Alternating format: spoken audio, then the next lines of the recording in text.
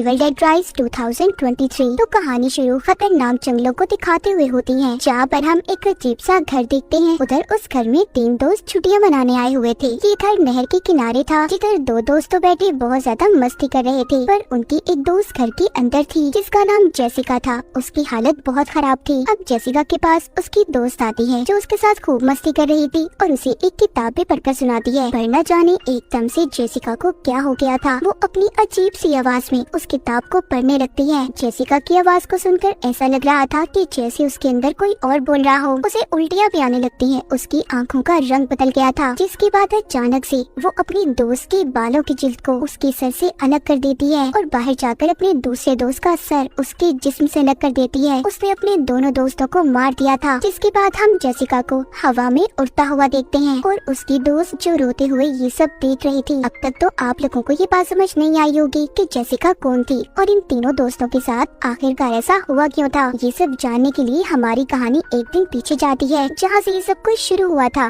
तो हम एक पुरानी बिल्डिंग को देखते हैं, जिसके एक अपार्टमेंट में एली नाम की औरत अपने 3 बच्चों के साथ रहा करती थी। वो अपने हस्बैंड से अलग अपने बच्चों के साथ रहती थी। एक रात एली की बहन उसके घर पर आती है, जिसका नाम बेथ था। बेथ एली के घर पर आकर उसके बच्चों को तोहफे देती है, जो वो उनके लिए लाई थी। बेथ एली के हस्बैंड के लिए भी तोहफे लाई थी, क्योंकि वो ये बात नहीं जानती थी कि उसकी बहन अपने हस्बैंड के साथ नहीं रहती। जब बेथ एली से उसके हस्बैंड का पूछती है तो एक उदासी वाला माहौल बन जाता है। इसीलिए एली अब बेथ से बात करने के लिए अपने बच्चों को बाहर पिज्जा लेने के बहाने भेज देती है, ताकि ये अकेले में अपनी बहन से बात कर सके। फिर जब बेथ को अपनी बहन के हस्बैंड के बारे में पता चलता है, बेथ अपनी बहन से कहती है कि उसे इस बारे में उसे बताना चाहिए था। उधर बच्चे जब पिज्जा लेकर वापस आ रहे थे तो अचानक से अर्थक्वेक ज़लज़ला आ गया था। एली के तीनों बच्चे कार पार्किंग में बैठ जाते हैं। थोड़ी देर बाद सब कुछ ठीक हो गया था, पर बात सिर्फ इतनी सी नहीं थी। एली का बड़ा बेटा डैनी देखता है कि ज़लज़ला आने की वजह से कार पार्किंग में एक बहुत बड़ा सुराख हो गया था, इतना बड़ा कि वो उसके अंदर भी जा सकता था। अब डैनी ये सब देखने के अंदर क्या हो सकता है, वो सुराख के अंदर चला जाता है, जहाँ पर उसे कुछ किताबें और रिकॉर्डेड ऑडियो टेप्स मिलती हैं और टेप के ऊपर पार्ट 1, 2 और 3 लिखा हुआ था। उसे कुछ प्रीस्ट फादर की तस्वीरें भी मिली थी। साथ ही उसे वहाँ पर बहुत से होली क्रॉस भी नजर आते हैं, जिनको देखकर ये बात तो साफ थी कि यहाँ पर किसी बुरी ताकत को कैद करने का एक्सॉर्सिज्म जादू किया होगा। वहीं पर वो एक कब्र को भी देखता है, जिसमें से जीसस क्राइस्ट की भी मूर्ति निकलती है। उसे उस कब्र से एक किताब भी मिली थी, जो कपड़े में ढांपी हुई थी। डैनी बिना कुछ जाने उसे अपने साथ ले जाता है। उधर ऊपर इनकी मॉम एली अपने बच्चों के लिए परेशान हो रही थी, क्योंकि उन्होंने टीवी पर इस खबर को सुना था कि ज़लज़ले की वजह से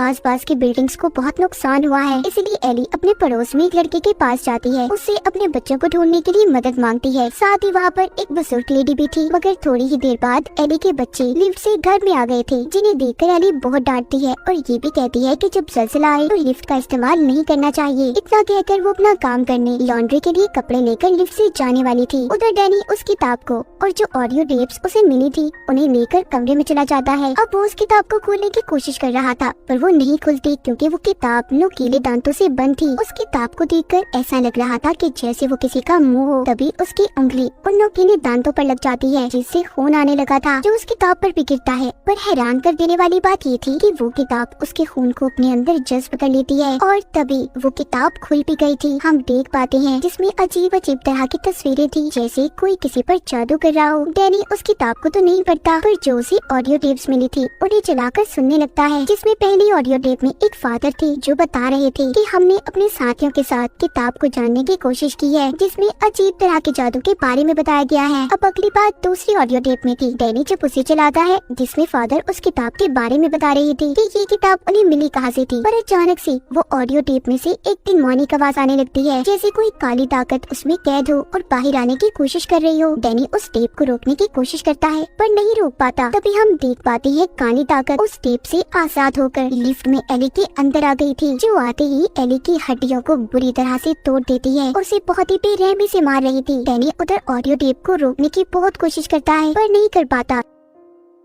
इतने में उनके घर की लाइट भी चली जाती है और किताब के सफ़े भी खुद ब खुद पलटने लगे थे। एली की बड़ी बेटी जब लाइट को चेक करती है तो हर तरफ लाइट थी सिवाय उनके घर के। इसका मतलब जो कुछ भी गलत हो रहा था वो सिर्फ इन्हीं के घर में था। थोड़ी देर बाद एली अपने घर वापस आ जाती है जो दिखने में थोड़ी ठीक लग रही थी और वो चलकर अपने घर आई थी। मगर थोड़ी देर पहले हमने देखा था कि जो भी काली ताकत उसके अंदर थी उसने एली की हड्डियों को तोड़ दिया था। मगर अब एली बिल्कुल ठीक चल पा रही थी और किचन में जाकर अंडे पकाने लगती है। जब उसके पास उसकी बहन आती है और उसे बुलाती है तो तभी वो उल्टियाँ करती है और अजीब सा बर्ताव करने लगी थी। एली जब थोड़ा सा अपने होश के अंदर आती है तो वो सिर्फ इतना कहती है, वो मेरे अंदर है, उसे मेरे बच्चों को कोई नुकसान मत पहुंचाने देना। इतना कहकर वो बेहोश हो गई थी। वो नीचे गिर जाती है। एली की बहन और उसके बच्चे उसे हॉस्पिटल ले जाने लगते हैं पर सब लिफ्ट में जाने से डर रहे थे और सिलसिले की वजह से सीढ़ियाँ भी टूट चुकी थी। खैर ये सब मिलकर एली को कमरे में लिटा देते हैं। अब उधर इनके पड़ोस का वही लड़का जिससे एली ने अपने बच्चों को ढूंढने के लिए मदद मांगी थी, वो एली की आंखों को बंद करता है मगर वो दोबारा खुल जाती हैं। वो फिर बंद करता है, वो फिर से खुल जाती हैं। ये सभी मिलकर एली के लिए प्रेयर करते हैं क्योंकि इन्हें लग रहा था कि वो मरने वाली है। तभी उसके पास उसकी बहन बैठती है और उसे ये बताने लगती है कि वो उसे कितना प्यार करती है। तभी बेथ की फोन पर बेल बजती है जो कॉल किसी और की नहीं बल्कि एली की थी, जो अपनी बहन से ये कह रही थी कि उसका जिस्म जल रहा है, उसे कोई बचाए। और तभी वो जिंदा होकर बैठ जाती है। जब बेथ अपनी बहन के जिस्म को हाथ लगाती है तो वाकई उसका जिस्म गर्म था। ऐसा लग रहा था कि जैसे उसका जिस्म आग में चल रहा हो। तभी बेथ उसे बाथटब में ले जाती है। तभी अचानक से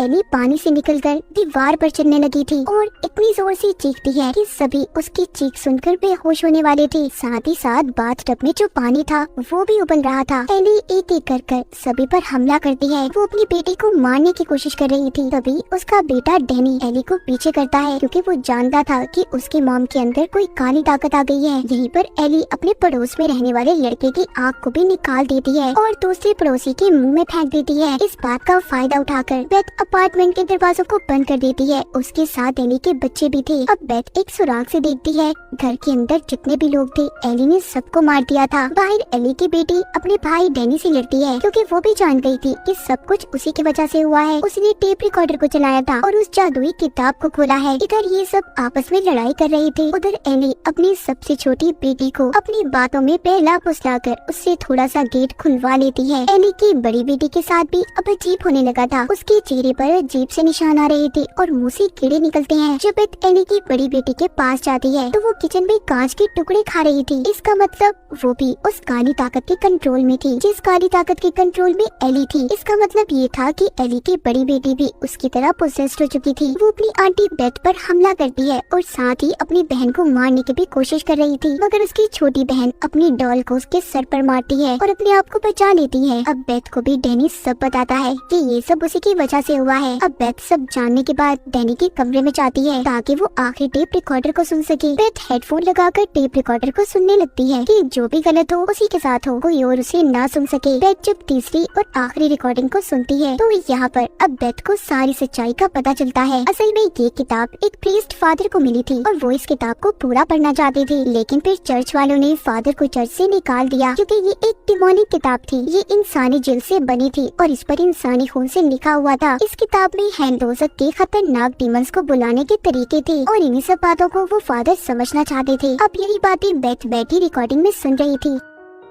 सब बातें सुनकर बेथ को भी यकीन आ गया था। उधर किचन में एली की बड़ी बेटी डैनी पर हमला करती है और उसे जला देती है। जिस कमरे में बेथ थी वहाँ पर भी एली आ गई थी। बेथ उससे लड़ने की कोशिश करती है। एली यहाँ पर अपने मुंह से ये आवाज निकालती है, मैं जो भी हूँ तुम मुझे आसानी से हरा नहीं सकती। अब बस बेथ और एली की छोटी बेटी ही बचे थे। एली अब यहाँ पर बेथ को मारने वाली थी। तभी एली की छोटी बेटी बेथ को कैंची देती है जो बेथ एली के मुंह में डाल देती है जिससे वो कुछ वक्त के लिए रुक गई थी। बेथ गन लेकर दरवाजे को तोड़ने वाली थी। तभी एली जाग जाती है और बेथ गन से एली पर ही गोली चला देती है जो जाकर उसके पाँव पर लगी थी। एली अपनी छोटी बेटी को अपनी मीठी मीठी बातों में फंसाने की कोशिश करती है पर उसकी छोटी बेटी सुनकर ये कहती है, you are not my mom, तुम मेरी मॉम नहीं हो। अब वहाँ पर एक एक कर जो लोग एली ने मारे थे वो जिंदा होने लगते हैं और ये कहते हैं कि शाम तक कोई भी नहीं बचेगा। यहाँ से बेथ और एली की छोटी बेटी के पास भागने के अलावा कोई और रास्ता नहीं था पर जो लिफ्ट थी वो बंद थी और दरवाजा भी बंद था। उस लिफ्ट के अंदर चाबियां फंसी हुई थी क्योंकि जब एली पोजेस्ड हुई थी तो उसके हाथ में ये चाबियां थी। एली की बेटी अब चालाकी से उस लिफ्ट को चलाकर चाबियां निकाल लेती है और लिफ्ट भी चलने लगी थी मगर हम देख देख पाते हैं कि एली की बड़ी बेटी और डैनी,